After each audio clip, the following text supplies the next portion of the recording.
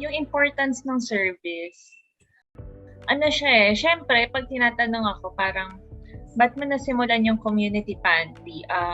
Nakikita ko yung, pangangailangan ng mga tao nung time na yun. So, nag-start ako ng pantry. Pero at the same time, bilang tao, nakita ko yung may pangangailangan din ako na may gawin. Alam mo yung pakiramdam na may kailangan tayong gawin, yung kating-katikan na may puwede kang action na gawin.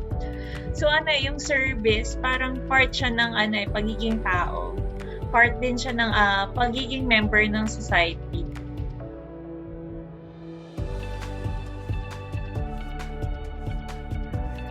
Survival yung pinaka-important na achievement ko nitong pandemic. Tapos proven na yung survival, hindi siya survival lang mag-isa, survival of the fittest. Pwede tayong mag-survive collectively through service. Sa totoo, next life, pipiliin ko pa rin. Hindi ako parang nire-romanticize ko, pero totoo talaga to. Pipiliin ko pa rin maging Pilipino, pipiliin ko pa rin maging babae kahit iba yung struggle niya.